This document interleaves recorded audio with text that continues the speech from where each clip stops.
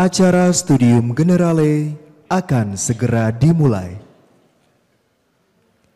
Selamat pagi, salam sejahtera bagi kita semua.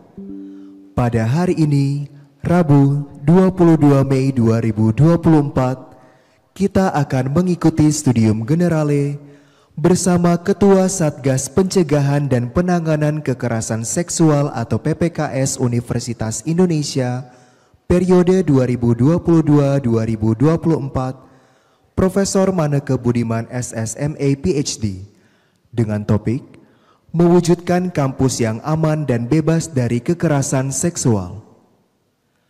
Acara hari ini akan diawali dengan menyanyikan lagu kebangsaan Indonesia Raya. Hadirin dimohon berdiri.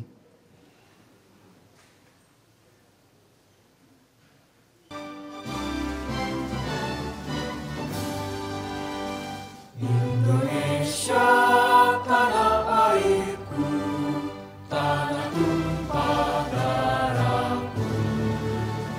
Di sanalah aku berdiri, jadi pandu ibuku. Indonesia kebangsaanku, bangsa dan tanah airku. Marilah kita berseru, Indonesia bersatu. Hiduplah tanahku, hiduplah negeriku, bangsaku, rakyatku semuanya. Bangunlah jiwanya, bangunlah badannya, untuk Indonesia Raya.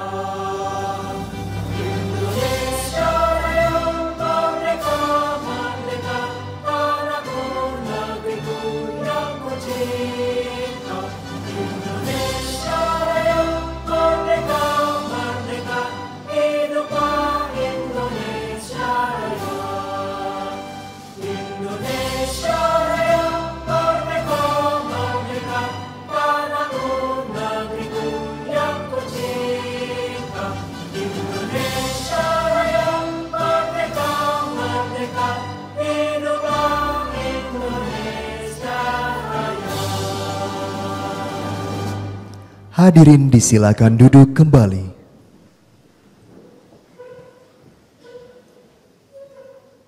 Selanjutnya, kita akan mengikuti penyampaian sambutan dari Sekretaris Institut Teknologi Bandung yang sekaligus akan membuka acara pada hari ini. Kami silakan dengan hormat Profesor Wijaya Martokusumo. Assalamualaikum warahmatullahi wabarakatuh. Selamat pagi. Salam sejahtera, salam sehat buat semuanya. Rekan-rekan mahasiswa yang saya banggakan, apa kabar kalian? Enggak kedengeran? Apa kabar? Hari ini memang hari terakhir kita kuliah ya. Jadi memang ya begini ya Bu Naomi ya, jadi agak sedikit ya. Tapi nggak apa-apa, yang penting semangat ya. Jadi saya sekali lagi ingin mengucapkan selamat datang kepada mahasiswa yang berada di Gedung Aula Barat, kemudian rekan-rekan kita yang ada di kampus Cirebon maupun di kampus Jatinangor. Ya, sekali lagi salam semangat. Kita berjumpa lagi di kuliah terakhir semester ini, KU 4078 Studium Generale.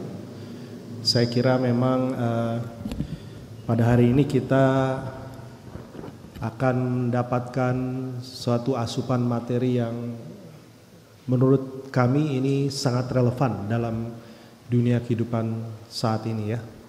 Jadi atas nama Ibu Rektor, Profesor Reni Wirahadikusuma, ini saya ingin menyambut selamat datang kepada Profesor Maneke Budiman.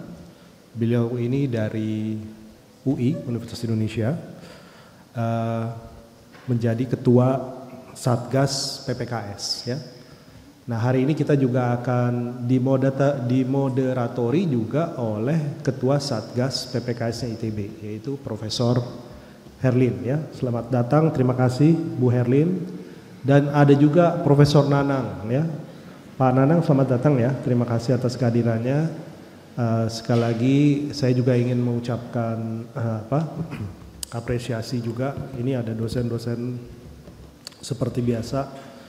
Ada Pak Pras, Ibu Naomi, ada Pak Daniel, ada Bu Dewi dan rekan-rekan ini rekan-rekan humas yang setia ya sampai akhir semester ini masih mendampingi kita semua. Hari ini beliau akan bicara satu topik yang menurut saya penting ya, mewujudkan kampus yang bebas dari kekerasan seksual. Jadi beliau ini kami hadirkan ini karena beliau punya banyak pengalaman, punya banyak insight yang bisa dibagi pada kita semua. Dan saya kira ini penting buat adik-adik, rekan-rekan mahasiswa sekalian dan juga buat kita para dosen ya. Dan para tendik yang juga menjadi bagian dari komunitas kampus ITB. Baik, kita punya waktu nanti sampai jam 10 untuk memulai diskusi nanti. Jadi Bu Herlin terima kasih ya atas kesediaannya. Saya mengucapkan sekali terima kasih kepada tim yang membantu kita semua. Dengan mengucapkan Bismillahirrahmanirrahim maka kuliah SG ini kita buka. Waalaikumsalam warahmatullahi wabarakatuh.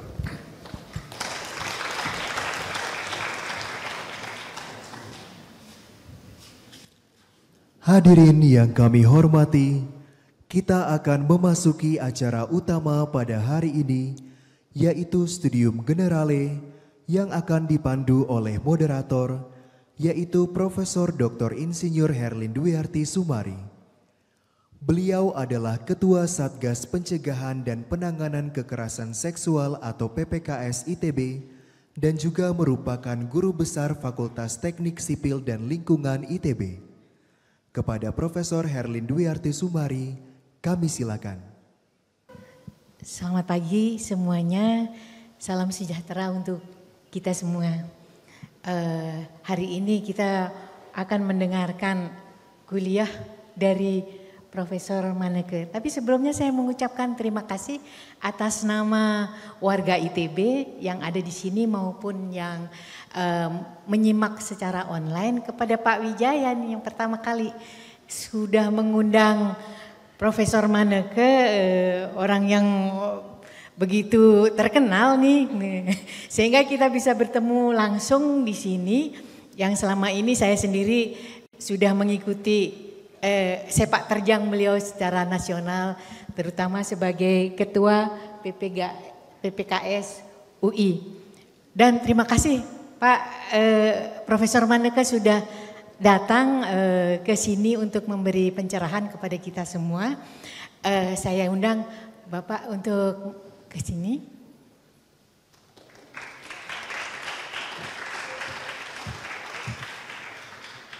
Selamat datang Profesor di rumah kita, kampus ITB yang indah menurut saya Pak ya. Yang selama ini sudah menjadi rumah saya sejak lebih dari 40 tahun. Ya udah lama sekali gitu. Jadi udah melekat, kalau diusir agak nggak usah dibahas Pak. Terima kasih Pak Maneke. Silakan untuk memberi kuliah seperti yang dikatakan Pak Wijaya tadi, insight yang pasti sangat berguna untuk kita dan tim Satgas PPKS yang akan hadir juga menyusul karena ada kuliah katanya, dan kalau tidak bisa akan mendengarkan online. Gitu Pak, silakan Pak, nanti sampai jam 10 setelah itu kita diskusi supaya lebih mantap gitu pengetahuan kita tentang KS ini Pak. Silakan. Terima kasih Ibu Herlin yang memoderatori forum yang sangat terhormat ini. Terima kasih kepada segenap... Sorry Pak, sorry. Ada kelupaan. CV Bapak belum saya bacakan. Enggak ya. Harus sih. Aduh. Enggak usah, enggak apa-apa. Sebentar aja. Ya, oke. Nanti kita ulangi lagi, terima kasih. Mohon maaf, ini Bapak Maneke Budiman dari Ketua Satgas PPKS UI, adalah Guru Besar Ilmu Susastra. Kajian budaya susastra itu sama dengan sastra Pak? Bukan? Sama ya. Ketua Departemen Ilmu Susastra Fakultas Ilmu Pengetahuan Budaya Universitas Indonesia. Pak Maneke ini S1-nya adalah di Sastra Inggris di Fakultas Sastra Universitas Indonesia. Kemudian S2-nya adalah di bidang Comparative Literature di University of Wisconsin, Madison, USA. Kemudian S3-nya tentang Asian Study di Universitas of British Columbia, Kanada. Ini udah kemana-mana ya Pak? Pendidikannya mendunia gitu ya. Secara postgraduate certification bidang British Cultural Studies di University of Warwick, Inggris. Kemudian visiting lecturer di York University, Kanada. Nansan University, Jepang. University of Melbourne, Australia, dan University of Napoli, Oriental, Italia. Betul-betul warga dunia ini, Pak Maneke. Organisasinya adalah anggota Dewan Pakar Himpunan Sarjana Kesusastraan Indonesia, anggota Dewan Penasihat pada English Studies Association di Indonesia. Kemudian yang terakhir ini Associate Member pada Institute for Trans-Pacific Cultural Research, Simon Fraser University, Kanada. Ini kurikulum singkat, yang lainnya kayaknya disembunyikan ya Pak ya. Ya. Silakan Pak, mohon maaf tadi. Baik, apa-apa Bu. Sekali lagi terima kasih kepada para pimpinan ITB, kepada teman-teman yang sudah menyiapkan acara ini semua, Bu Naomi dan tim, dan juga teman-teman mahasiswa yang berbahagia. Mudah-mudahan betul berbahagia karena ini sudah menjelang akhir semester. Sesudah ini kemerdekaan akan tiba sebelum semester berikutnya dimulai. Teman-teman semua, Studium Generale ITB ini adalah forum yang sangat terhormat, yang sangat bereputasi. Saya merasa tersanjung karena dipercaya untuk berada di sini, bertemu dan menyapa teman-teman semua untuk membicarakan suatu topik yang belakangan ini menjadi kian penting dan kian genting. Tidak merupakan suatu topik yang berat secara ilmiah, tetapi sangat konkret, sangat nyata di dalam hidup kita sehari-hari sebagai warga kampus, dan bahkan mungkin nanti setelah teman-teman menyelesaikan kuliahnya. Baik, karena kata kuncinya adalah kekerasan seksual, maka ini saya ambil dari Peraturan Menteri Pendidikan dan Kebudayaan nomor 30 tahun 2021. Saya tidak akan bacakan, tapi teman-teman silahkan lihat, ada 21 kategori jenis kekerasan seksual, mulai dari pandangan mata sampai siulan, sampai ucapan, sampai kemudian pada titik yang ekstrim di ujung yang paling sana itu adalah pemerkosaan fisik. Jadi ini semua sudah ada, sudah beredar di mana-mana. Tetapi intinya itu adalah serangan terhadap tubuh. Serangannya itu bisa verbal, bisa tadi itu pandangan, bisa lewat cyber, dan tentu saja fisik, yang berpengaruh atau berakibat pada reproduksi ya, seseorang gitu. Dan yang paling utama, yang paling sering juga disalahpahami, dia baru menjadi suatu kekerasan seksual ketika dilakukan dengan tekanan, pemaksaan tanpa persetujuan dari korbannya, atau tidak menghormati martabat korban sebagai seorang manusia. Jadi ini sangat longgar teman-teman, sangat karet, sangat subjektif. Kapan menjadi kekerasan, kapan tidak, ditentukan oleh rasa nyaman dan penerimaan korbannya. Karena teman-teman mungkin saya nggak apa-apa, itu nggak merasa sebagai kekerasan, iya, tetapi orang lain mungkin merasakan berbeda, sehingga perbuatan yang sama pada seseorang tidak menjadi kekerasan seksual, pada orang lain bisa menjadi kekerasan seksual. Karena tingkat subjektivitasnya sangat tinggi, lebih baik kita sangat berhati-hati dan menjaga diri untuk tidak terjerumus jadi pelaku atau jadi korban. Jadi kehati-hatian dan menjaga serta meregulasi perilaku kita masing-masing, baik dosen, mahasiswa, tendik, pimpinan pejabat struktural, itu semua berhadapan dengan area kelabu yang sama. Ya, kapan dia menjadi KS, kapan tidak, itu lagi-lagi lebih baik kita berhati-hati secara ekstra daripada tanpa sengaja kemudian terlibat di dalam KS.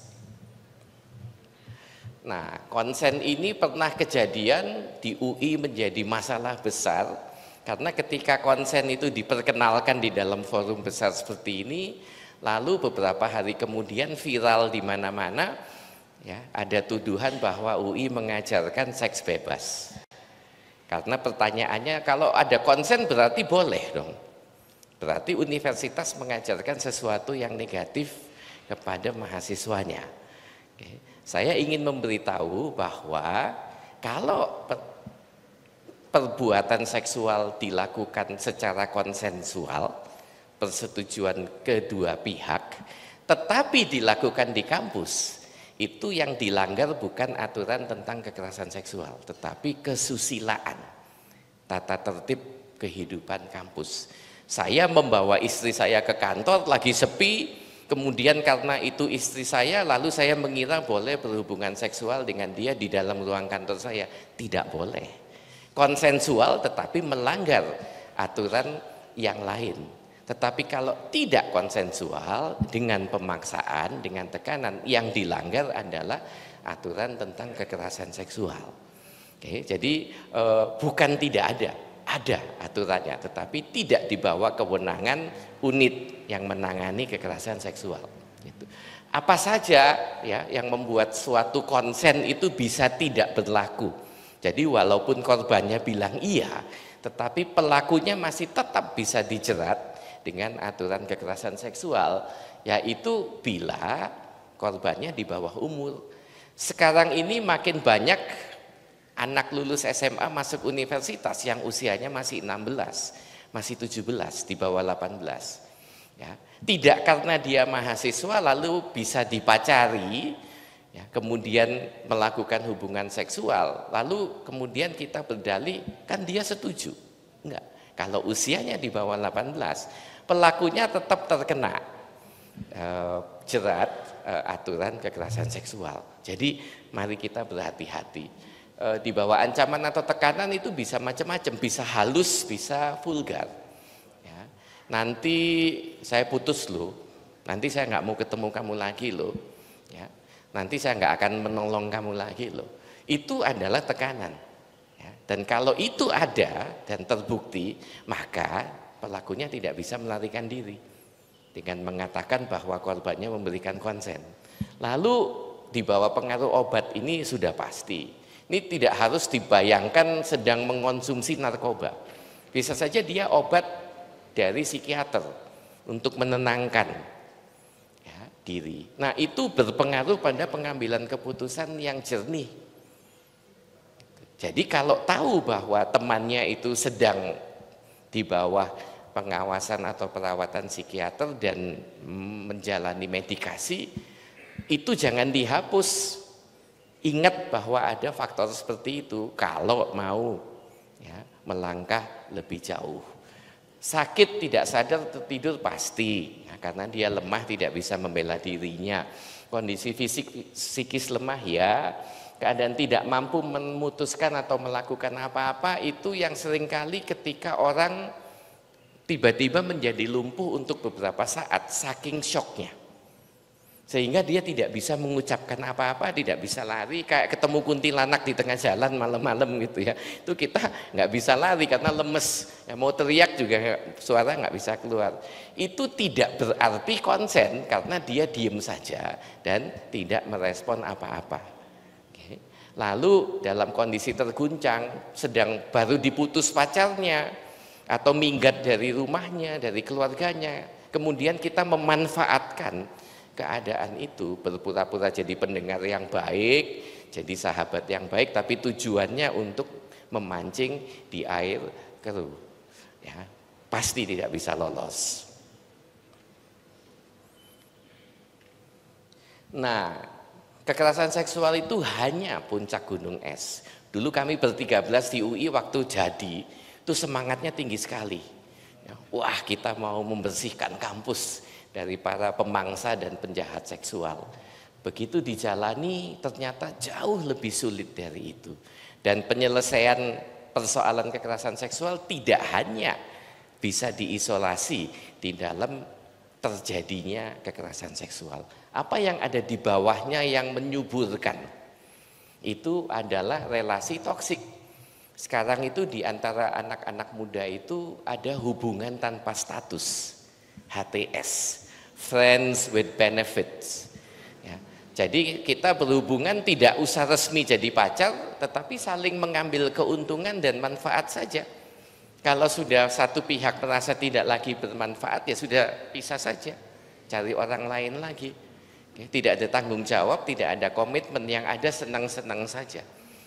Ini menjadi penyebab utama kalau di UI ya. Karena apa? Karena ketika saya memandang mitra saya bukan sebagai kekasih, ya, tetapi sebagai mitra, maka saya tidak merasa perlu harus care, harus memperlakukan dia sebagai manusia yang saya harus sayangi, tetapi menjadi sumber daya yang saya bisa eksploitasi. Kalau kita sudah mulai memandang pasangan kita, pacar kita, teman kita dengan kacamata seperti itu, maka dia menjadi objek. Kita mengobjektifikasi dia. Macam-macam bisa terjadi, tidak hanya KS. Tetapi KS itu memang kemudian dia ya diperlakukan sebagai objek pemuas nafsu seksual. Saya lupa memulai dengan mengatakan bahwa bisa saja yang ada di slide yang saya ucapkan itu bagi sebagian teman mungkin bisa menimbulkan respon emosional tertentu yang tidak biasa. Biasanya syaratnya boleh keluar kalau nggak nyaman. Saya menyarankan tetap di tempat. Dan mudah-mudahan yang teman-teman terima hari ini justru memperkuat, tidak membuat teman-teman menjadi lebih tidak berdaya, itu ya. Oke, baik, berikutnya jadi ini paling banyak terjadi ya. Atau setelah sangat intens berhubungan lalu putus, tiba-tiba yang satu memviralkan berbagai macam hal yang terjadi secara privat di antara mereka berdua ketika masih baik-baik saja. Itu, ya. Kejahatan seksualnya bukan di hubungan seksualnya, tetapi memviralkan tanpa persetujuan. Itu yang definisinya. Lalu di dalam perpacaran anak-anak zaman sekarang, itu saya sebagai orang tua nih, saya punya anak gadis 2 orang, tapi usianya sudah lewat dari usia teman-teman ya, jadi saya tutup mata deh. Ya, tapi ketika 2 anak gadis saya masih usia teman-teman, itu sport jantung terus orang tua itu. Karena yang namanya pacaran zaman sekarang hampir tidak mungkin tanpa hubungan seksual. Gitu, ya. Itu sesuatu kenyataan yang harus kita hadapi. Tidak dengan menutup mata, tetapi dengan mengakui lalu mencari cara terbaik untuk menghadapinya. Ya, tapi itu yang terjadi.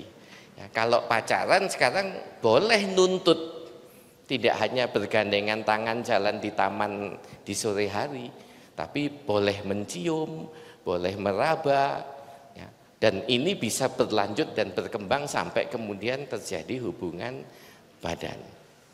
Ya, 1 kali agak terganggu, beberapa kali kemudian sudah merasa nyaman dan terbiasa. Pada suatu titik kalau tidak ada hubungan seksualnya rasanya ada sesuatu yang hilang. Oke. Itu seks yang sifatnya kasual, tidak lagi dianggap sesuatu yang istimewa, yang suci, yang harus dijaga dengan jiwa dan raga. Berbeda pandangan zaman sekarang. Lalu kultur komunitas, karena sering camping bareng, demo, turun ke jalan bersama-sama, gandeng-gandengan, berhadapan dengan aparat, sangat dekat, saling bersentuhan, terus oke, berarti saya menyentuh itu boleh. Kami udah sering tidur jejeran kok di tempat sempit, kami sering pergi ke gunung bareng-bareng kok, gitu ya. Jadi seolah-olah lalu itu menjadi sesuatu yang boleh setiap saat dimanapun juga. Ya. Kemarin saya menyentuh dia, merangkul nggak apa-apa, kok hari ini dia lapor. Ya. Sebelum-sebelumnya lebih dari itu dia nggak lapor, tidak merasa itu KS. Kenapa yang ini dilaporkan? Ya. Teman-teman, pada suatu saat seseorang bisa merasa nyaman dengan situasinya. Senang hati, baru lulus, dapat nilai bagus, juara sesuatu, perlombaan. Ya, ketika dirangkul, dicium, nggak masalah. Di saat lain dia lagi stres, mikir papernya, tugas belum selesai, kepala agak pening, migrain, terus dirangkul, mau dicium, penerimaannya beda. Ya, jadi bukan dia nggak konsisten, tapi dia adalah manusia yang punya perasaan. Ketika kita gagal untuk mempertimbangkan hal-hal seperti itu, kita menganggap teman terdekat kita ini barang yang bisa kita perlakukan semau kita. Lupa bertanya, dia sedang nyaman enggak? Dia mau enggak? Ya. Logika yang saya pakai, karena kemarin mau, minggu lalu mau, bulan lalu mau, sekarang pasti mau. Tanpa saya merasa perlu bertanya untuk memastikan. Oke, itu adalah kultur komunitas. Ini di BEM, pramuka, silat, menwa itu ada semua. Cinta alam, karena kedekatan. Ya. Sehingga sentuhan yang tidak biasanya kita lakukan dengan orang yang tidak dekat, itu kemudian semakin sering kita lakukan dengan orang yang kita anggap dekat. Apa yang harus dilakukan? Stop, tidak lagi ada kultur sentuhan. Kenapa? Untuk menyelamatkan diri kita masing-masing dari kemungkinan terjebak di dalam KS. Miras narkoba ini tersembunyi, seolah-olah kita tidak melihatnya di permukaan di kampus sehari-hari. Tidak ada orang mau dagangan narkoba di dalam kelas. Tidak ada orang menenggak minuman keras di dalam kelas saat pelajaran. Tetapi biasanya dilakukan ketika kelas-kelas sudah selesai, kampus mulai sepi, apalagi di dalam komunitasnya sendiri. Ya. Jadi ternyata di bawah permukaan itu adalah suatu masalah yang cukup masif. Ya. Oke, jadi dan mencegahnya susah. Karena pengedarnya segala itu punya jejaring mafia bandar di luar kampus yang tidak segan-segan juga melukai atau menyakiti orang yang mau menghalangi. Nah, gangguan kesehatan mental ini jumlahnya makin lama makin meningkat, makin mengkhawatirkan di kalangan mahasiswa. Tugasnya numpuk, distractionnya di luar banyak, membagi waktu itu menjadi jauh lebih sulit daripada zaman saya dulu yang nggak ada hiburan gitu ya. Paling nonton bioskop, main biliar, filmnya film India atau film kungfu gitu. Jadi nggak ada YouTube, nggak ada Instagram, nggak ada WhatsApp gitu ya. Saya sendiri mencoba menghitung-hitung waktu yang saya pakai untuk medsos per hari itu menakutkan, lebih banyak, lebih panjang dari waktu yang saya pakai untuk baca buku. Pagi-pagi buka WA, lihat satu-satu mana yang perlu dijawab. Siang mau istirahat sebentar, 10 menit istirahat, kebablasan 1 jam nonton YouTube. Ya, yang penuh dengan macam-macam hal yang belum lagi lihat Instagram, belum lagi lihat Twitter. Gitu. Jadi untuk belajar itu menjadi waktunya semakin kecil. Ya. Tugasnya semakin banyak karena dosen beranggapan dengan adanya internet teman-teman nggak ada kesulitan lagi untuk cari sumber daya. Ya, sehingga tugas itu diberikan begitu saja. Dulu Kalau dosennya tidak bisa menyediakan bahannya, dia tidak akan kasih itu sebagai tugas. Sekarang dosennya bisa bilang cari sendiri ya. Yang penting minggu depan dikumpulkan selesai. Gitu. Jadi tekanannya jadi berat, belum lagi di rumah dengan orang tua, hubungan dengan pacar yang tidak pernah stabil, ya, macam-macam yang menyebabkan gangguan kesehatan mental itu menjadi pandemi, katakanlah kalau di universitas ya. Dan kami belum tahu cara mengatasinya bagaimana, atau apakah ada satu solusi tunggal untuk mengatasi itu. Oke. Ada 3 faktor dasar yang menjadi pemicu. Ya, kalau tadi itu yang menyediakan platformnya, sekarang pemicunya. 1, insting seksual. Insting seksual pada manusia itu primitif. Dia tidak berevolusi. Kita itu kesamaan kita dengan hewan apa? Termasuk dengan hewan yang paling purba. Insting seksualnya sangat agresif, sangat kuat, tidak bisa dikendalikan rasio, tidak bisa dikendalikan oleh tingginya pendidikan. Ya. Jadi dia manusiawi sekaligus hewani, sekaligus alami. Ada agama, ada kebudayaan, ada pendidikan, ada hukum, macam-macam institusi dibuat manusia sepanjang riwayat hidupnya untuk mengerem insting seksual. Kalau nggak ada itu semua, kita ketemu orang di jalan main tangkep saja, kemudian ya, melakukan pemaksaan seperti hewan. Ya, tetapi kita kemudian tidak melakukan itu semua karena takut. Dengan dosa, dengan neraka, dengan penjara, dengan DO, dengan sanksi. Jadi dipasang banyak pagar sehingga kita kemudian menjadi mikir 1000 kali kalau mau melakukannya. Tapi katakanlah hari ini itu semua dihapus, kita semua langsung jadi hewan. Tidak ada lagi yang ditakuti. Oke, jadi ini adalah menjadi dasar. Saya tidak perlu menjadi seorang pimpinan, pejabat struktural, ketua organisasi untuk bisa melakukan kekerasan seksual pada orang lain. Yang saya perlu adalah ketidakmampuan saya untuk mengendalikan insting seksual saya. Itu sebabnya ada banyak pendeta, pemuka agama, guru ngaji, pembina pramuka yang justru menjadi pelaku.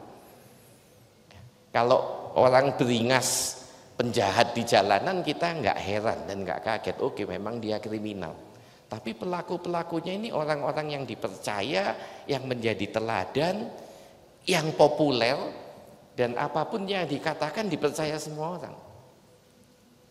Ya, oke. Karena apa? Karena ini tidak bisa dijinakkan sepenuhnya. Semakin kita alim, semakin tinggi standar moral kita, tantangan untuk ini menjadi semakin berat. Ya. Relasi gender, ya. Sampai hari ini meskipun feminisme sudah sangat maju, emansipasi perempuan sudah sangat canggih, tetapi tetap saja di banyak tempat, di banyak pikiran, khususnya kaum laki-laki, yang kalau ketemu perempuan masih menganggap dia lebih lemah, lebih butuh perlindungan, lebih butuh ketergantungan kepada laki-laki. Ya. Semuanya itu mungkin asumsi, mungkin sudah jadi mitos, tetapi masih sangat hidup di dalam pikiran banyak orang. Ya.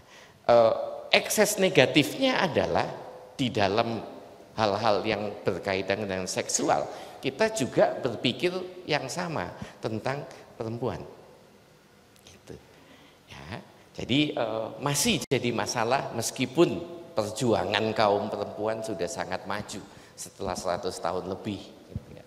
Butuh 100 tahun lebih loh untuk mengubah mindset laki-laki. Dan belum semuanya. Ya. Lalu relasi kuasa, nah ini karena peluang, karena saya jadi pembimbing, karena saya menentukan kelulusan teman-teman, karena saya jadi dosen menentukan nilai teman-teman, karena saya jadi atasan menentukan karir dan promosi teman-teman, maka saya bisa menggunakan itu semua untuk mencapai keinginan saya. Keinginan itu tidak hanya seksual, tetapi dalam hal ini termasuk ya, memberi saya peluang untuk kemudian ya, menggunakan posisi saya membuat seseorang secara seksual itu kemudian tunduk dan patuh pada saya. Karena konsekuensinya berat kalau saya berani bilang tidak. Ya. Oke, jadi relasi kuasa itu adalah orang-orang baik-baik, orang normal yang karena ada peluang lalu tiba-tiba muncul ide-ide yang nyeleneh. Saya jalan sendirian di taman, nemu dompet, nggak ada yang lihat, saya ambil. Walaupun sehari-harinya saya bukan maling. Kalau ada orang lihat, saya kasih ke polisi. Ya. Tapi kalau nggak ada yang lihat, saya ambil. Ya. Padahal dosen S3 UI, temu dompet tetap aja dikantongin. Ya. Itu karena apa? Karena ada peluang. Nah, jabatan termasuk juga di organisasi-organisasi kemanusiaan itu peluang. Karena kita di atas yang lain-lain. Ya. Gitu. Tidak selalu terjadi, tetapi bayangkan kalau kombinasi 1, 2, 3 itu ketemu. Saya seorang dosen bertanggung jawab pada nasib kelulusan mahasiswa, pandangan saya tentang gender itu timpang, lalu saya gagal untuk mengendalikan insting seksual saya. Tidak semua akan jadi korban saya. Kenapa kok saya milih yang ini jadi korban, yang itu kok enggak? Karena faktor pertama ini. Ya. Tidak semua perjumpaan dengan lawan jenis, saya bicara lawan jenis saja ya, saya nggak mau masuk ke area-area yang sama jenis, nanti jadi lebih kompleks. Itu selalu menimbulkan hasrat seksual. Tapi kalau kemudian itu menimbulkan hasrat seksual dan saya punya posisi, sangat rentan sekali bagi saya untuk kecemplung.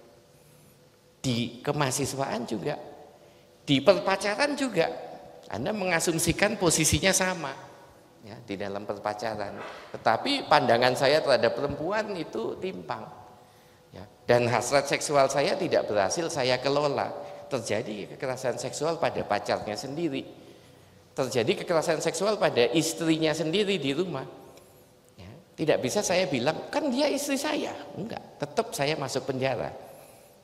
Ya, tetap itu akan menjadi pemerkosaan. Gitu. Okay.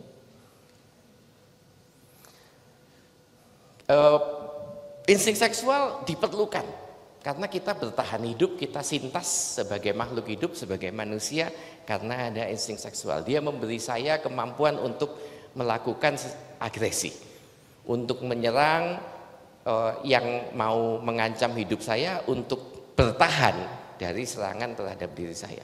Dia membantu saya bereproduksi, berketurunan sehingga tidak punah. Ya, jadi ada gunanya, ya, tetapi juga harus dikendalikan. Ya, dan kita sudah melihat sejarah panjang upaya-upaya mengendalikan. Satu kata, namanya apa? Kebudayaan, peradaban. Itulah semua upaya untuk mengendalikan itu. Dari pakaian kita, dari makanan kita. Ya.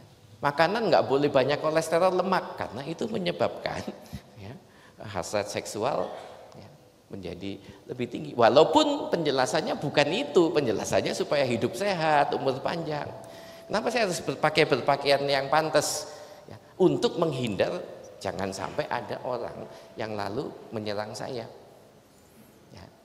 Kalau aman, semua orang telanjang nggak perlu pakaian. Gitu. Jadi ditanamkan rasa malu itu adalah untuk membantu kita mengendalikan insting seksual. Ya, termasuk sekolah, harus berteman, menolong orang lain, baik pada orang lain, itu semua untuk ya, membuat agresivitas kita itu bisa terkendali. Gitu ya. Di dalam reproduksi, di dalam berketurunan, ya, penaklukan itu adalah selalu menyertai hubungan seksual. Ya, selalu ada yang aktif, selalu ada yang pasif, selalu ada yang berinisiatif dan ada yang harus mengikutinya. Ya. Sekarang makin lama makin diperhalus, dibuat menjadi lebih beradab. Tetapi dalam dunia hewan nggak ada hal seperti itu.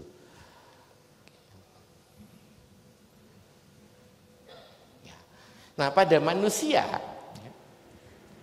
ketika kita tidak lagi berburu, tidak lagi mengumpulkan makanan dengan pergi ke hutan, ya, tetapi sekarang bikin rumah, menetap, menanam tanaman, nggak lagi berpindah-pindah, maka agresivitas laki-laki yang dulu dipakai berburu, melawan binatang buas dan macam-macam bahaya, sekarang dibawa ke rumah. Insting berburu ini ribuan tahun, atau bahkan jutaan tahun. Lalu terus tiba-tiba dibawa ke rumah setelah orang tidak lagi berburu, setelah manusia membuat alat, bisa bikin api, bisa masak, tidak lagi harus bertarung dengan gajah raksasa, dengan harimau. Tapi insting agresifnya patri di dalam cetak biru otak, khususnya laki-laki. Konsekuensinya ketika dibawa ke rumah apa? Rumah itu jadi seperti hutan, arena penaklukan, arena perburuan. Dan siapa yang kemudian jadi korbannya? Ya yang ada di rumah itu, anaknya, istrinya. Perilaku itu sampai sekarang bentuknya apa? Bahwa di dalam keluarga itu tetap saja yang dominan kebanyakan kaum laki-laki. Karena dia yang mencari makan. Jadi wujudnya pada hari ini itu. Meskipun kalau ditanya satu persatu testimoni, banyak laki-laki akan mengatakan, enggak, penguasa di rumah itu istri. Kalau istri ngomong A ya A, ya. Gaji minta gitu ya, nggak bisa diumpet-umpetin. Oke. Ya. Jadi kendalinya masih di tangan laki-laki. Itulah yang kita sebut dengan patriarki pada hari ini. Di dalam relasi kuasa, kampus itu jadi tempat yang sangat kompleks, lebih dari tempat kerja, lebih dari tempat publik yang lain. Meskipun di mata orang luar, kampus itu tempat yang paling demokratis, semua orang bebas belajar, bebas menyatakan pikiran dan pendapat, tetapi relasi kuasa itu paling kompleks di kampus. Katakanlah saya, ketua departemen, membimbing anak-anak S3, menguji mahasiswa. Jadi saya sebagai guru besar punya hal posisi menguntungkan dibanding dosen yang bukan guru besar. Sebagai dosen senior yang sudah lebih dari 30 tahun, lamaan Bu Herlin yang 40 tahun, saya jelas ya punya postur yang lebih daripada dosen junior yang baru 5 tahun, 10 tahun. Sebagai doktor pasti punya superioritas di atas yang belum doktor. Sebagai ketua departemen punya.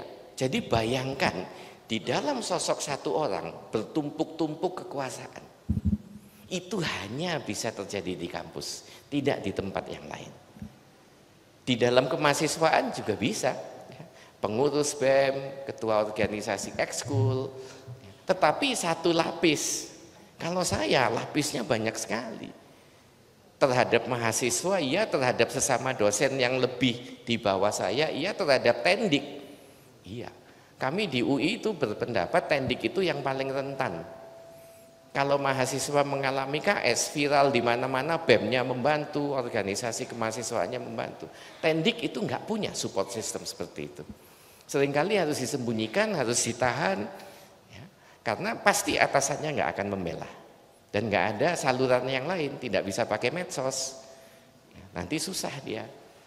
Oke, ya, jadi ini yang kami temui di kampus. Tapi perhatikan ini, mengapa ya, kampus itu sangat rawan terhadap KS sampai harus dibuat Permendikbud khusus, sampai Mas Nadiem itu memberikan perhatian ekstra pada kekerasan seksual lebih daripada plagiarisme, intoleransi. Karena memang konkret akibat ini, ya, maka kampus jadi tempat yang rawan KS. Dan biasanya juga bisa menjadi sangat rigid. Pokoknya saya maunya begini, kamu harus ikut. Memang ada ya, keinginan untuk lebih kolegial, mbok diomongin dulu, dirunding dulu, disepakati dulu, meskipun situ bosnya. Tapi kan kami bukan buruh gitu ya. Tapi di dalam kenyataannya kelamaan, ya, nggak sabar, ya, nggak efektif, nggak efisien, buang-buang waktu. Ini harus cepat. Maka seringkali kemudian ya sudah terima saja keputusan. Nah kebiasaan itu membuat relasi kuasa langsung menjadi rigid, gitu ya. Sementara yang di bawah-bawahnya itu seringkali minim perlindungan. Ada mulai dibuat berbagai macam unit, ya. Mulai ada kesadaran, termasuk sudah ada dosen-dosen yang mulai berpikir untuk berserikat, ya, membuat organisasi supaya mereka bisa saling membantu dirinya sendiri, tetapi masih jauh dari memadai, ya. Dan belum ada saluran atau sarana untuk pendampingan, kecuali sudah ada mulai sekarang Satgas kekerasan seksual, ada kemajuan. Oke, karakteristiknya apa? Tidak semua perilaku KS bisa langsung dideteksi. Juga tidak semua korban menyadari telah jadi korban KS. Saya IP-nya 4, saya aktif di organisasi. Masa sih saya sebodoh itu jadi korban KS? Jadi terjadi pada saya tapi saya denial. Malu dong nanti orang tahu, bukan karena KS-nya. Lu pinter kok bisa jadi korban KS sih? Nanti itu yang muncul sebagai stigmanya. Jadi tidak dilaporkan, ya. Perilakunya bisa sangat subtil, ya. Saya ini karena kebapaan, jadi saya suka ketemu dia itu saya cium keningnya, saya pegang tangannya, itu karena saya punya rasa kebapaan. Iya, ya. Tapi kalau korbannya nggak merasa bahwa Anda adalah bapaknya gimana? Kalau dia terusik dengan ciuman di kening dan sentuhan di tangan bagaimana? Oke, ya. Jadi jangan dibayangkan selalu bentuknya pemaksaan atau pemerkosaan. Ya. Seringkali orang dekat yang saya percaya, ya, yang citranya luar biasa sempurna kayak malaikat, IP-nya tinggi, aktif di organisasi, populer, agamanya bagus, rajin beribadah. Ya. Jadi kalau ada orang lapor bahwa dia pelaku KS, yang dipercaya siapa? Ya. Orang yang dituduh sebagai pelakunya, korbannya dibilang mungkin dia mau minta dipacarin tapi ditolak, sakit hati jadi lapor KS. Jadi korbannya seringkali yang dicurigai, kredibilitasnya yang dipertanyakan, gitu ya. Dan untuk menghindari tanggung jawab, seringkali pelakunya itu melakukan apa saja, menyangkal aja bilang enggak pernah. Itu sudah dipegang sebagai suatu kebenaran daripada korbannya yang sampai jungkir balik berusaha menjelaskan bahwa memang dia mengalami KS, gitu ya.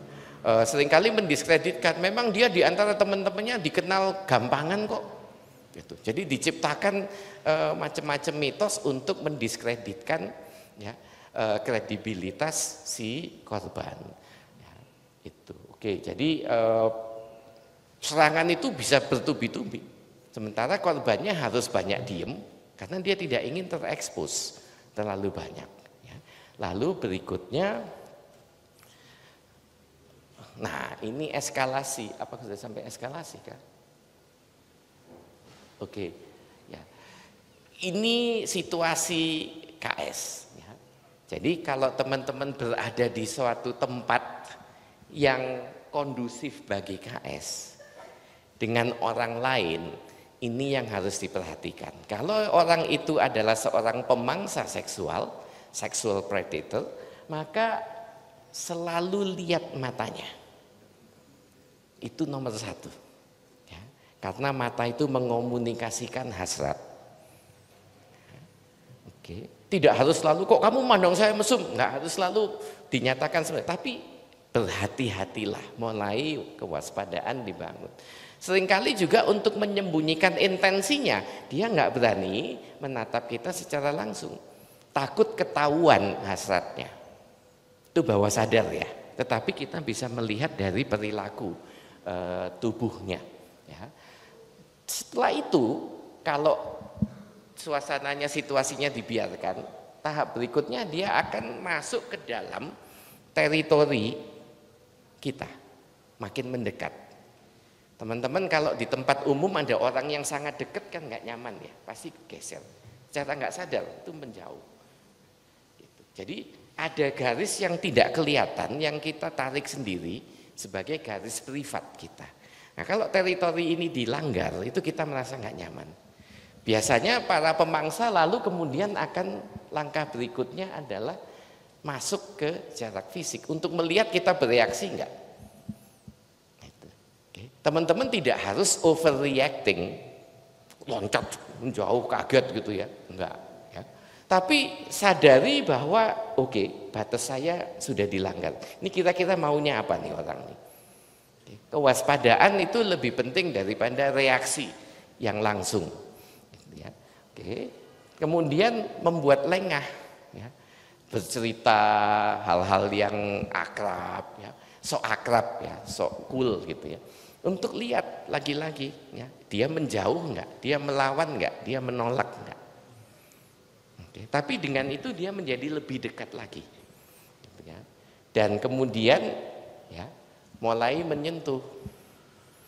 Oke. Wah, cincinmu bagus ya. Oh, antingnya berlian ya ini. Tapi mulai menyentuh. Tidak langsung, bahan pakaiannya ini sutra ya, tapi mulai menyentuh. Ya. Oke. Nah, itu adalah situasi yang pasti akan terwujud menjadi KS. Kalau proses ini semua ditempuh, korbannya jadi enggan untuk ngelawan. Karena ketika dia mau ngelawan, mestinya dari tadi ya. Kalau sekarang jangan-jangan telat. Jadi keraguan lalu yang muncul, dan itu adalah momen yang paling tepat bagi pelaku untuk beraksi. Oke. Maka bagaimana kita bisa menolak jadi korban? Ya. Kepekaan, kewaspadaan, siapapun orang itu. Zaman sekarang mohon maaf teman-teman, anggota keluarga terdekat pun kalau peluang dan situasinya kondusif terjadi.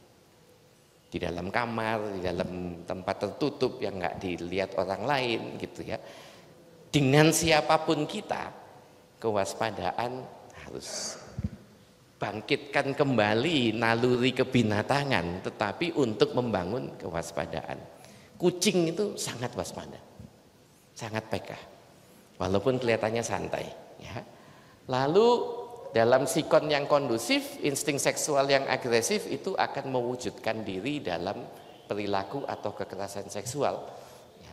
Jadi ini sudah hampir bisa dijamin terjadi. Maka itu sebetulnya kasus itu kalau dilaporkan semua banyaknya nggak karu-karuan. Gitu. Percayai naluri. Seringkali naluri dikalahkan rasio. Dia kan dosen saya, dia kan baik selama ini, dia kan perhatian. Jadi kita menyangkali naluri yang sudah berteriak-teriak hati-hati gitu ya. Oke. Lebih baik tidak terbukti ya, daripada terbukti tapi kita telat sudah jadi korban gitu. Ya. Ini saya perlihatkan juga foto-foto masyarakat primitif itu sangat menyadari. Maka banyak kaum perempuannya yang bersenjata dan mampu bertarung melawan. Gitu. Ya, senjata ini melawan siapa? Musuh dari suku lain, tetapi jika perlu juga bisa dipakai untuk musuh yang berasal dari dalam kelompoknya sendiri. Gitu. Jadi pertahanan terbaik menghindar, jangan memberi kesempatan. Jarak kita dimasukin, kita pergi saja. Cari alasan untuk tidak berada di situ. Ya. Kalau dia mulai ngomong yang nyeleneh, tegur saja. Saya nggak nyaman, nggak lucu. Ganti topik. Jadi dia tahu bahwa kita nggak bisa di macem-macemin, istilahnya seperti itu. Ya. Yang harus dilawan itu kita terlalu toleran, terlalu membiarkan pemangsa melakukan aksinya sampai lalu sudah telat untuk menghindar. Ya. Pada saat kepepet, jangan takut untuk membela diri, jangan takut untuk berkelahi. Ingat di dalam dunia hewan, hewan betina itu lebih ganas dari hewan jantan. Dia kalau melindungi anaknya itu sampai mati. Sampai hewan jantan pun nggak berani dekat. Jadi kemampuan bertarung itu pada hewan betina tidak di bawah laki-laki. Perempuan di dalam kondisi ketika dirinya terancam, itu harus dibangun kembali. Kalau masuk ke satu ruangan, saya masuk ini dengan seorang laki-laki, saya akan lihat, oh ada gelas, oh ada mic. Ya. Jadi kalau ada macam-macam, saya timpuk dia dengan gelas, saya lempar dia dengan mic. Kursi itu saya tendang ke dia, ya, supaya saya punya kesempatan untuk lari. Tapi saya nggak masuk ke ruangan itu dengan leha-leha gini, ini tempat aman apa gitu ya.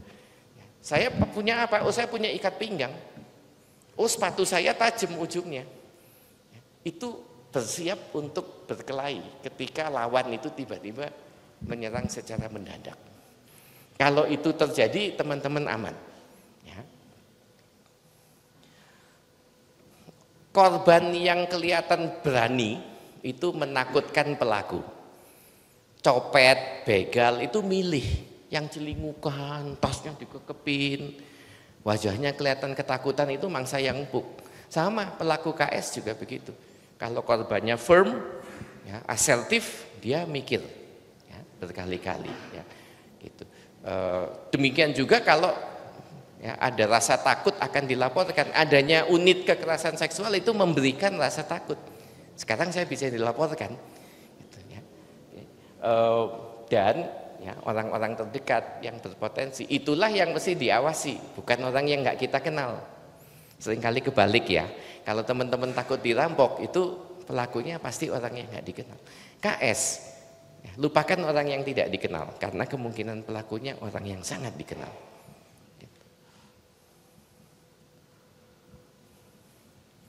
Oke, jangan biarkan diri sendiri ya, atau orang lain masuk dalam peluang KS, kenali naluri-naluri kita sendiri. Ya, seberapa jauh saya terobsesi oleh hal-hal yang sifatnya seksual. Seberapa tinggi standar moral saya. Kalau saya ditaruh satu ruangan dengan seorang perempuan yang sangat menarik saya, nggak ada siapa-siapa, dan saya bisa bebas melakukan apa yang saya mau, saya mampu menjaga diri saya enggak? Ragu-ragu, jangan, jauh. Kalau diikuti, Anda jadi pelaku. Kalau Anda nggak yakin bisa mengendalikan naluri seksual Anda dengan sangat baik, jangan coba-coba masuk dalam situasi yang membuat Anda jadi pelaku. Ya. Kalau melihat, jangan berdiam diri, ya. Karena berdiam diri berarti berpartisipasi sebagai pelaku. Itu aturannya, teman-teman. Kita boleh nggak suka, tapi aturannya itu. Ya. Dan selalu amankan diri sendiri, apa yang boleh, apa yang tidak, apa yang saya harus hindari, apa yang saya bisa lakukan. Mulai sekarang membiasakan diri dengan hal-hal yang baru itu. Kalau ini digital, oke, menyebarkan tadinya foto privat boleh nggak waktu jadi pacaran? Boleh, simpen ya, iya, setelah putus disebar. Salahnya siapa? Salahnya yang nyebar. Tapi seandainya kita tidak membiarkan itu terjadi, maka tidak akan terjadi juga yang viral itu. Oke. Berhubungan seksual direkam sendiri untuk konsumsi sendiri. Ya. Setelah putus, siapa yang bisa mengendalikan? Udah saya hapus kok dari HP saya. Taunya gimana? Yakin nggak? Jadi kita ketakutan terus, takut suatu waktu dia nyebar, dibagi ke temennya. Baginya ke satu orang, sahabatnya bagi ke orang lain. Ya, jadi bahkan dalam berpacaran pun mesti taktis. Ya, jangan kemudian lengah dan kehilangan kewaspadaan.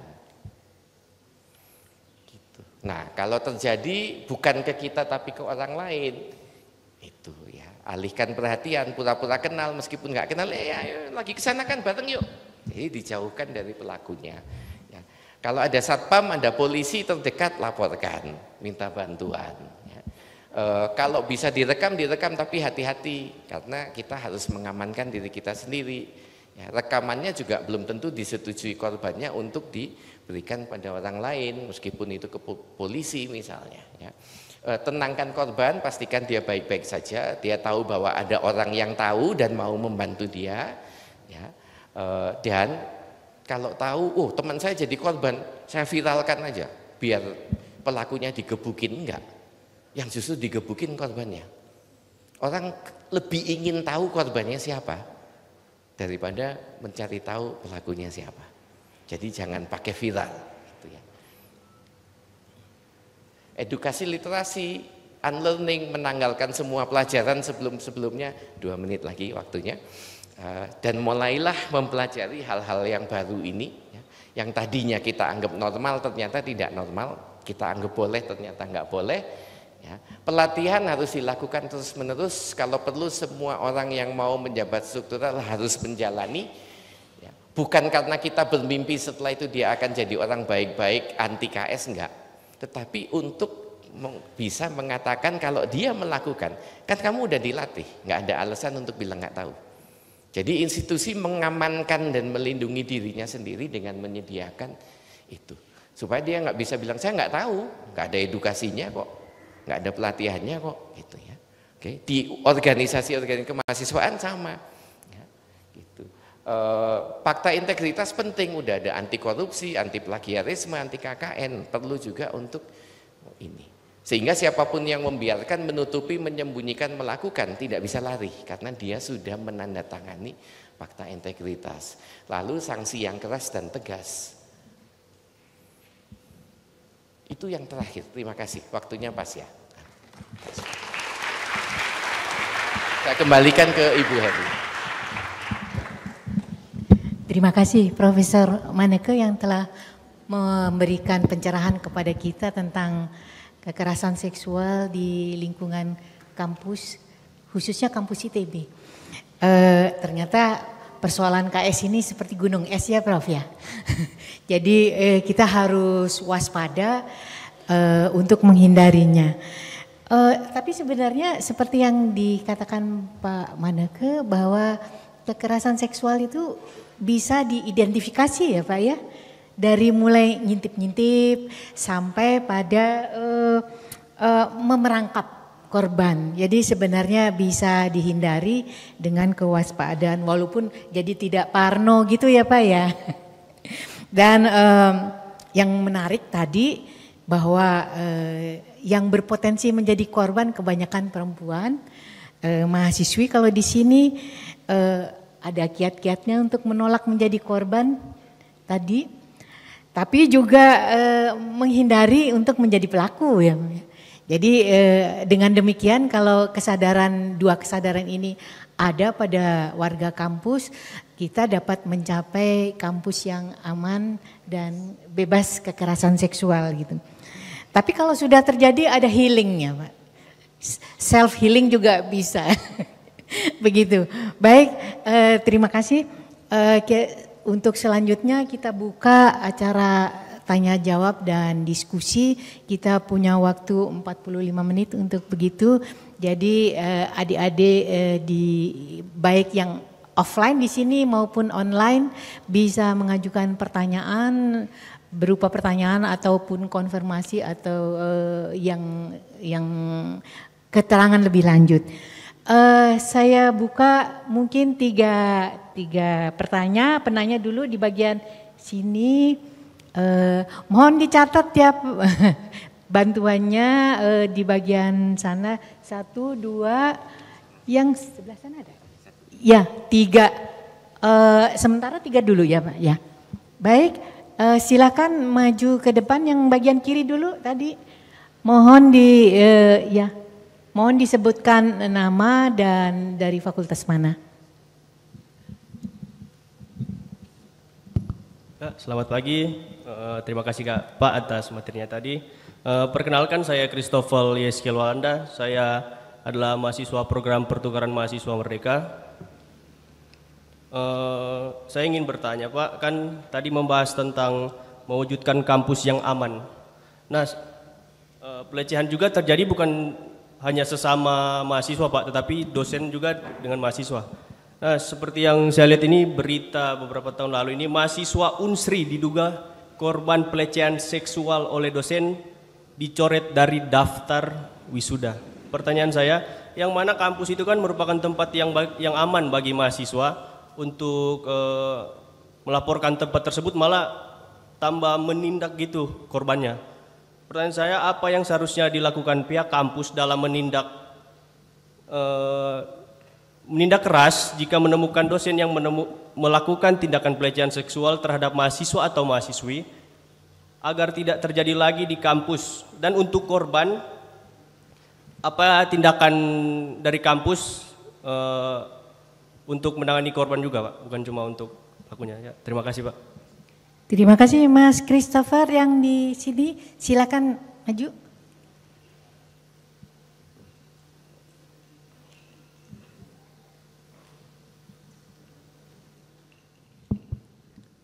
Baik, terima kasih Pak. Perkenalkan, nama saya Arif Setiawan. Saya dari Prodi Perencanaan Wilayah dan Kota. Saya di sini sebagai mahasiswa pertukaran. Saya ingin bertanya tadi Pak An. Tadi sudah dijelaskan oleh Christopher bahwasanya pelaku pelecehan seksual nggak mahasiswa aja, tapi dengan dosen juga. Nah, saya ingin menambahkan, misalnya nih Pak, ada pelecehan seksual antara dosen dan mahasiswa itu, dia korbannya ini udah menyampaikan apa yang udah dilakukan oleh pelaku kepada korban itu kepada pihak kampus. Nah, terus pihak kampusnya ini nggak ngegubris masalah ini Pak. Mereka itu menutupi untuk kayak mana ya, menjaga nama baik kampus itu Pak. Nah, itu bagaimana sih Pak cara menuntaskannya agar para korban ini merasa bahwasanya masalah ini tuh harus dituntaskan sebaik mungkin. Nah, pertanyaan kedua, tadi kan ada di slide yang Bapak menjelaskan, misalnya jika gagal perlihatkan ketidaksesuaianmu dengan cara verbal atau non verbal. Tadi Bapak juga udah jelasan misalnya kayak dengan cara menimpuk gelas atau semacamnya itu kali Pak kan. Nah, misalnya kayak kita itu udah melakukan hal tersebut gitu Pak kan, tapi mereka itu gara-gara dilempar tersebut ada dendam kayak gitu. Nah, itu apakah kita pantas melempar itu atau enggak Pak? Karena kan kalau terjadi dendam itu pasti dia kayak berkelanjutan, bakalan ada nanti kayak inisiatif dia bakalan karena dia udah nimpuk kita, saya mau bunuh dia, gitu. Karena kan udah ada kasus yang lagi booming sekarang kayak yang di Vina itu Pak. Mungkin sekian aja dari saya, terima kasih. Wassalamualaikum warahmatullahi wabarakatuh. Makasih Mas Aris. Yang ketiga di sini tadi, silakan.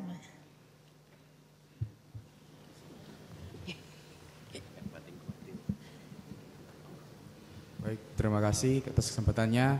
Perkenalkan, nama saya Franz dari FTMD, saya mahasiswa pertukaran juga dari Makassar, Sulawesi Selatan. Jadi pertanyaan saya adalah mengenai, jadi saya sebelumnya ada satu case juga di daerah asal saya, salah satu lembaga pendidikan juga ini. Tapi karena mungkin takut reputasinya hancur, jadi pihak lembaga pendidikan ini menutupi kasus ini. Jadi yang mau saya tanyakan adalah bagaimana kalau semisal dari sisi korban ini telah terjadi kasus kekerasan seksual yang mana ini pelaku dan korban sama-sama siswa, bagaimana dari sisi korban untuk melakukan sebuah perlawanan untuk agar si pihak korban ini memiliki kekuatan untuk melawan si pelaku tersebut sehingga korban tidak menjadi terintimidasi dari sisi lembaga pendidikan dan dari sisi masyarakat sendiri. Terima kasih. Baik, terima kasih. Ini persoalan yang kita hadapi bersama Pak. Dari segi korbannya yang akibatnya malas untuk lapor, tetapi di lain pihak juga dari pihak universitas atau institusi yang ingin menjaga nama baik gitu. Bagaimana Pak Manike? Baik, terima kasih dari Christopher, Arif dan Franz. Itu ada concern yang sama ya. Kecenderungan untuk menutup-nutupi, menyembunyikan demi menjaga nama baik. Di era digital ini tidak ada yang bisa ditutupi, disembunyikan terlalu lama. Ketika tidak ada saluran pelaporan dan penyelesaian masalah, orang akan menggunakan media sosial untuk mendapatkan keadilan. Entah korbannya, entah temannya korban, entah orang yang kebetulan tahu, kemudian memviralkan. Kalau institusi menutupi, tidak melakukan tindakan konkret, lalu kemudian viral, bagaimana cara menjawab publik? Babak belur kan kita. Oke. Tetapi kalau ditangani dengan proper oleh unit yang memang diberi kekuasaan otoritas untuk melakukan itu, lalu viral, wartawan datang tanya ke Bu Naomi misalnya, dengan sangat yakin Bu Naomi, oh kami sedang tangani. Dan sudah ada aturan yang tegas untuk menyelesaikan kasus-kasus seperti ini. Nanti kita update hasilnya, selesai, viralnya selesai. Pola itu kami perhatikan beberapa kali di dalam kasus UI. Viral, begitu dijawab bahwa sudah ditangani Satgas, dalam waktu dekat akan ada keputusan, reda. Kecuali kasus BEM yang kemarin itu, yang berkepanjangan karena pembelanya banyak sekali. Ya, gitu. Jadi itu satu kasus yang unik. Mungkin saya sambil menjawab saya cerita sedikit. Ya, itu kasus yang tidak kompleks. Saksinya banyak. Pada saat yang sama itu ada banyak orang di tempat itu. Ya. Tetapi karena postur pelakunya dan jejaringnya, ya, banyak aktivis segala macam, maka itu yang bikin kompleks. Pers itu bolak-balik datang itu justru untuk mempertanyakan kenapa kok pelakunya itu diproses. Nggak ada yang peduli pada korbannya. Selalu mau seolah-olah karena dia oposannya pemerintah, karena dia sering bicara tentang HAM dan segala macam. Teman-teman, tidak ada yang malaikat di dalam kasus KS. Sama seperti juga tidak ada korban yang sama sekali tidak berdaya dan tidak tahu apa-apa. Ya.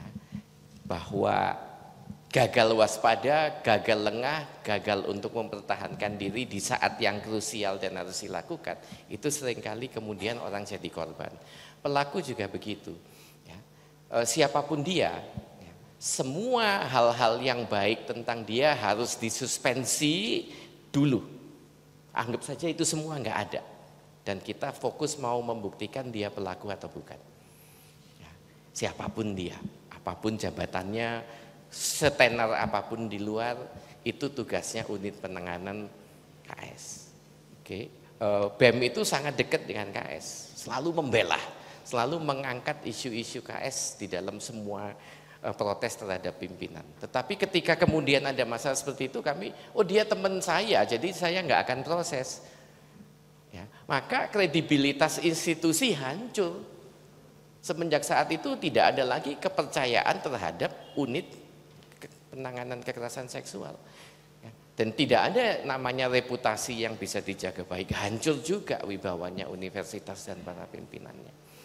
Ya, jadi ketika kami bertindak tegas, tujuannya bukan menghukum pelaku, menjaga reputasi, kewibawaan dan nama baik universitas. Orang tua kalau mengirim anaknya ke tempat kita, ada kemungkinan KS, ada dibelain nggak, dilindungin nggak? Iya, maka mereka mau.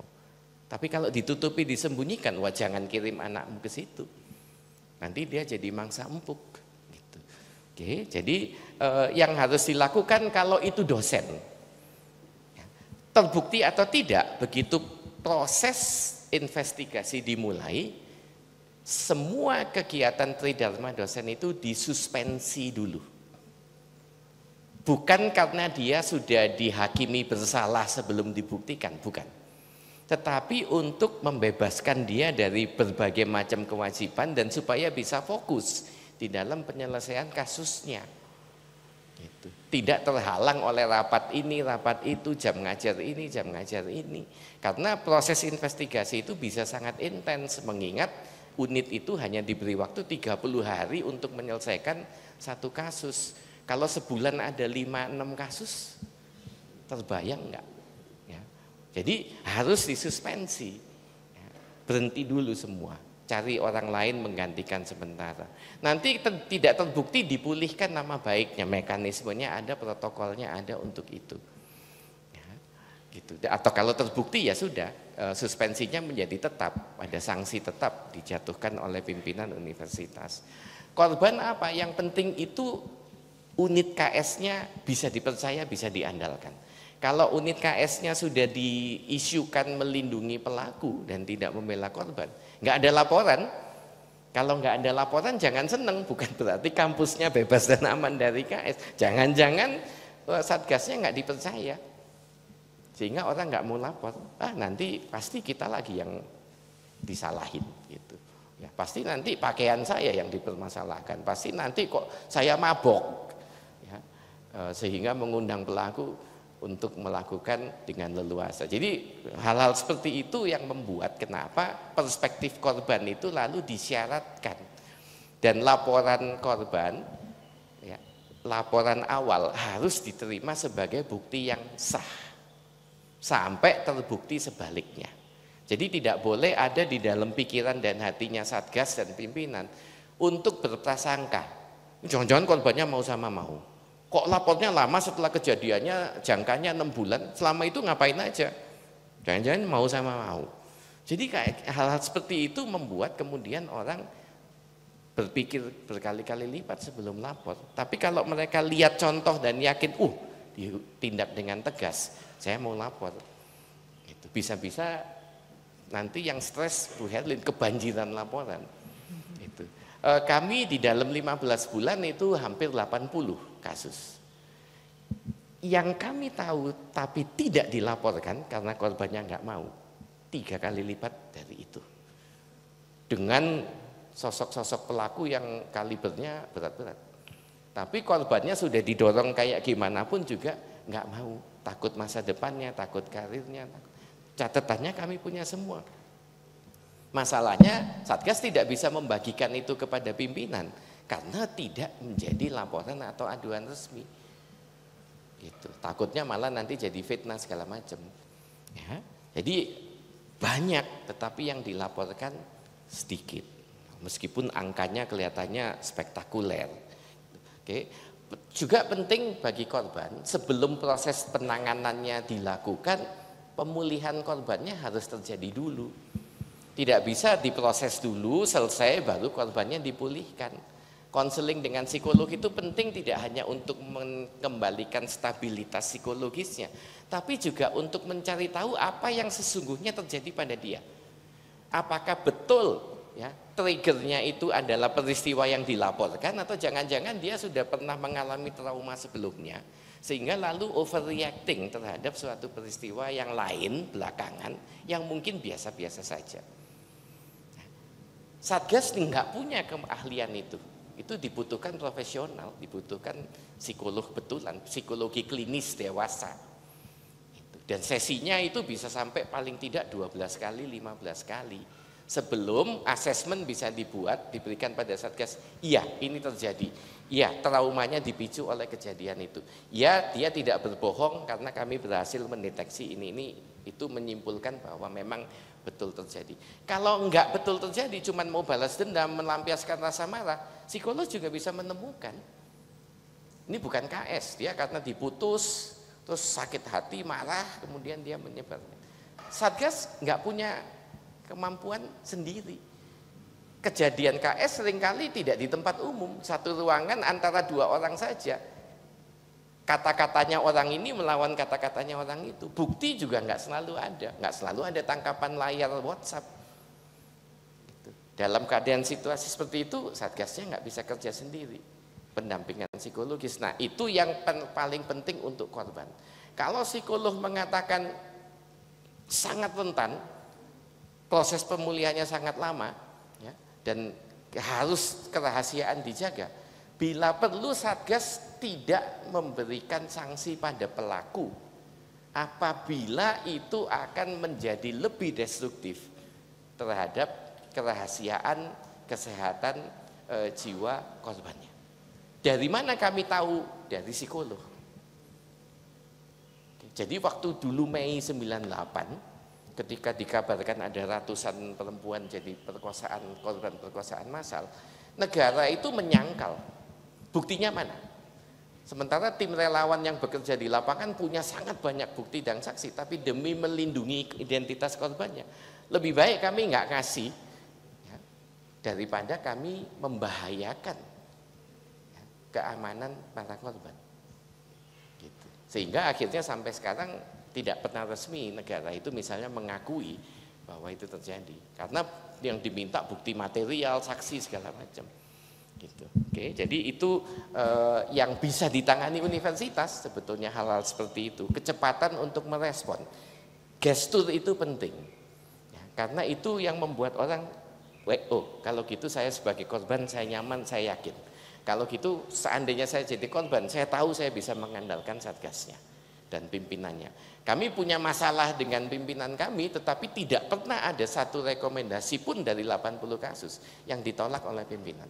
Semua yang disampaikan pada Satgas sebagai rekomendasi sampai bentuk sanksinya langsung menjadi SK Rektor, tidak diutik-utik, gitu. Ya, itu. Oke, jadi itu ya mudah-mudahan tidak ada orang yang lapor terus dicuekin gitu ya. Atau ketika datang itu ditanggapi dengan sinis dan nyinyir. Kamu memang waktu itu minum nggak? Bajumu apa? Kamu mancing-mancing nggak? Itu salah pertanyaan nomor 1. Kelar deh, investigasi nggak akan bisa selesai. Korbannya malah menghilang. Jadi gara-gara salah ucap, salah ngomong itu. Satgas sebagai manusia tentu saja di dalam pikirannya banyak prasangka-prasangka macam-macam, tapi tidak boleh diucapkan. Tidak boleh terlihat di air mukanya, di sorot matanya, di bentuk senyumnya. Jadi dia harus diperlakukan sebagai korban sejak awal sampai terbukti bukan. Oke. Yang susahnya bagi pelaku, beban pembuktiannya ada pada dia, bukan pada Satgas. Dia harus bisa membuktikan bahwa tidak terjadi. Oke. Tapi juga yang penting teman-teman supaya tidak punya harapan terlalu berlebihan pada Satgas.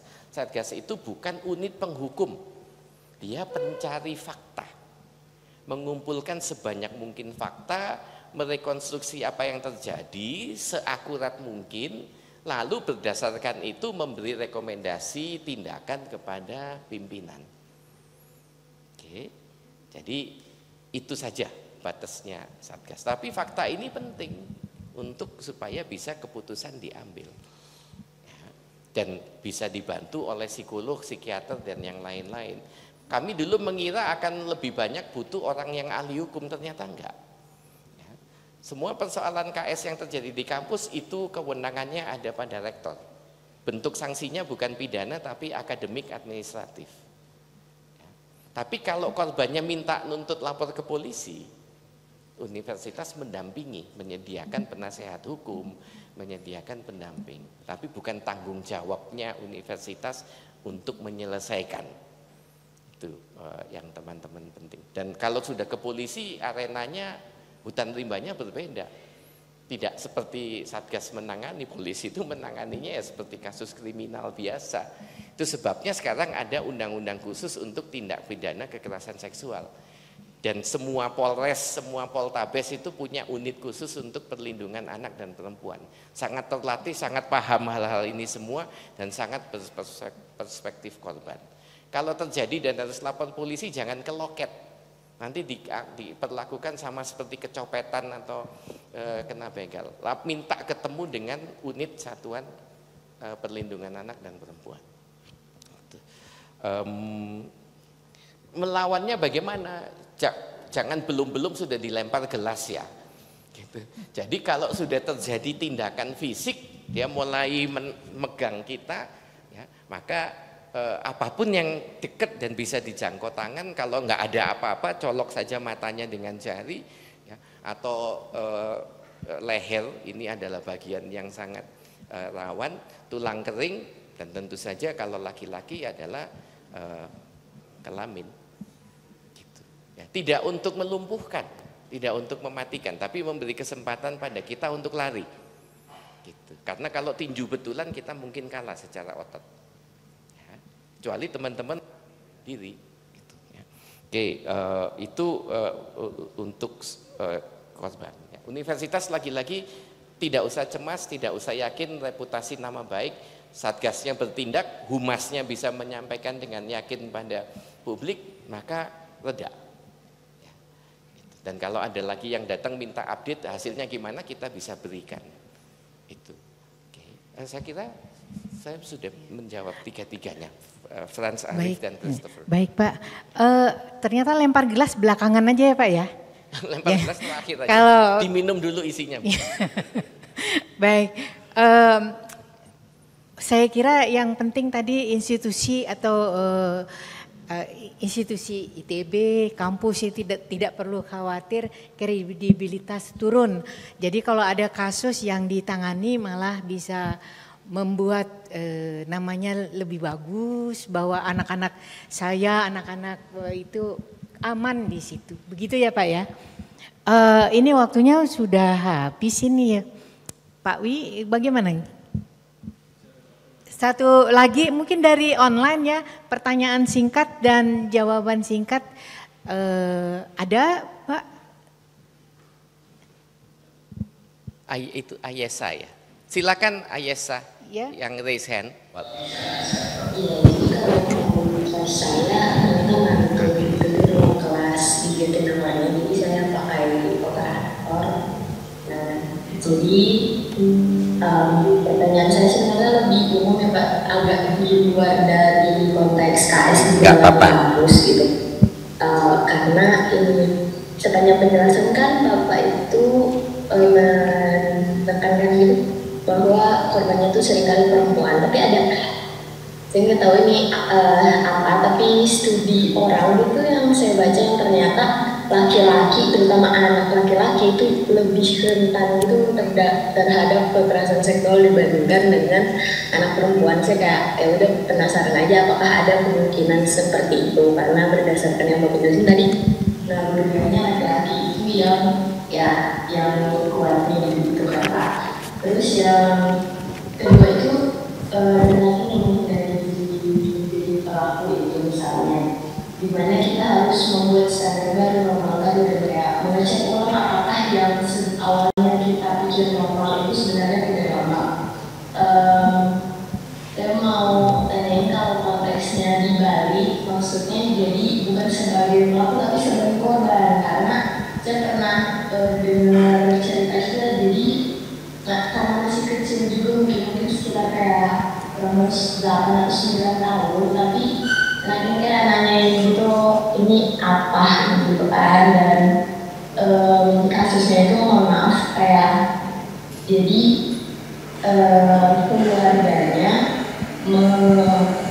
ada yang mau memegang kelaminnya gitu Pak, jadi ya terus dia bingung aja, dan ketika dia coba cerita orang kayak shoot udah diem gitu, padahal kan butuh edukasi ya seharusnya dari kecil juga. Nah, dan karena itu bakal terpengaruh termasuk sampai ke dalam kampus ini gitu kan Pak. Itu menurut Bapak gimana? Gitu aja Pak. Baik, terima kasih Ayesa. Langsung dijawab kan satu. Ya, jadi memang seringkali trigger awal itu adalah pada masa kanak-kanak. Bahkan di antara usia 1 sampai 5. Yang memang tidak bisa diingat lagi secara sadar, tetapi dia menjadi blocking di level tidak sadar yang mengganggu perkembangan psikologis orang itu sampai dewasa. Kadang-kadang kita bisa mengenali perilaku-perilaku aneh pada orang dewasa itu yang mulanya terjadi di antara usia 1 sampai 5. Yang kalau kita tanya dia nggak inget pasti apa yang terjadi. Kenapa usia 1 sampai 5 itu usia yang ketika seorang manusia itu masih rentan. Ada masalah kecil saja yang bagi orang dewasa sepele, bagi anak-anak usia itu kemampuannya untuk mencerna dan menyelesaikan itu jauh. Sehingga menjadi traumatik. Hal yang sangat sepele bagi orang dewasa menjadi traumatik bagi anak. Kebawa terus, tidak hilang dengan dia menjadi dewasa. Jadi ketika pada masa anak dia mengalami kekerasan seksual, dia nggak ngerti itu apa, dia tidak bisa menjelaskan, bahkan tidak bisa mengingat dalam banyak hal. Tetapi membentuk perilakunya. Yang paling sering terjadi tadi dikatakan pada anak laki-laki. Kenapa? Karena mitosnya itu oke mendidik anak laki-laki dengan keras, dengan pukulan, dengan bentakan, dan nggak boleh nangis karena dia laki-laki. Ya. Sementara untuk memukul anak perempuan itu justru lebih jarang terjadi. Ya. Kenapa? Sama, ada asumsi yang keliru, lebih lemah, lebih rentan. Jadi kalau dipukul nanti efeknya akan lebih besar. Tetapi akibatnya, ya, pola pendidikan itu membuat laki-laki lalu lebih terekspos pada agresivitas. Bahwa cara menyelesaikan masalah itu adalah dengan kekerasan. Oke. Sehingga nantinya di dalam banyak, tidak hanya kekerasan seksual, berbagai macam bentuk kriminalitas itu memang pelakunya masih mayoritas laki-laki. Ada perempuan tentu saja, perempuan koruptor, perempuan pelaku mutilasi, perempuan pembunuh anak ya. Tapi jumlahnya statistiknya di seluruh dunia itu laki-laki. Kenapa? Karena patriarki masih dominan. Oke. Dan salah satu korban patriarki itu selain perempuan ya laki-laki sendiri. Gitu. Di dalam KS juga ya. Yang saya lakukan itu bukan kekerasan seksual, tapi kenapa saya dilaporkan? Itu karena saya dibentuk oleh cara pandang patriarkal terhadap laki-laki itu siapa, perempuan itu siapa.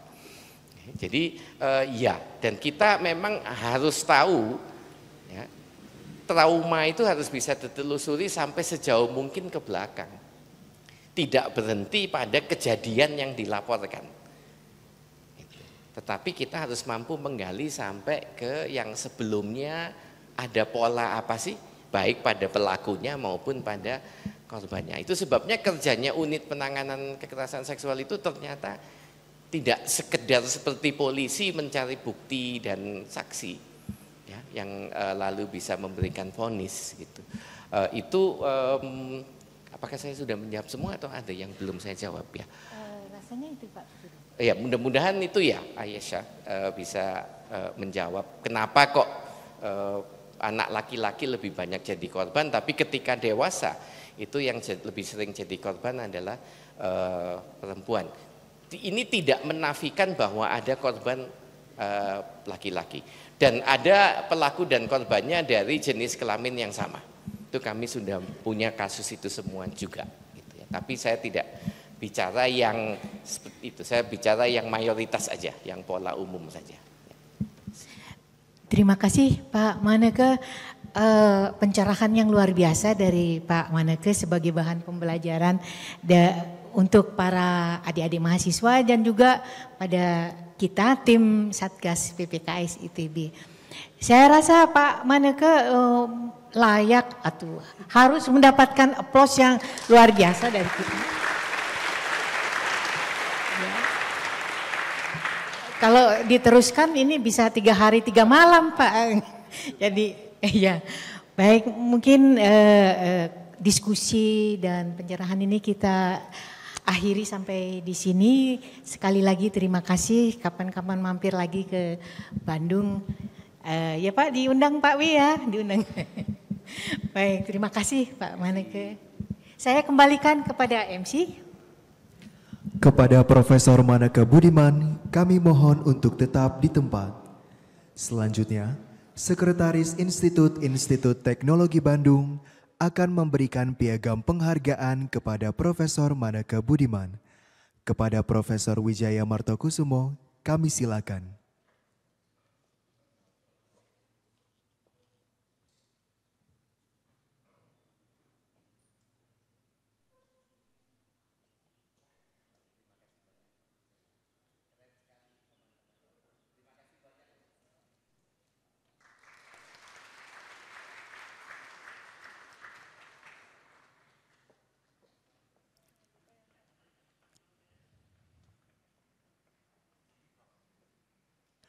Baiklah hadirin, dengan demikian Studium Generale pada hari ini telah selesai.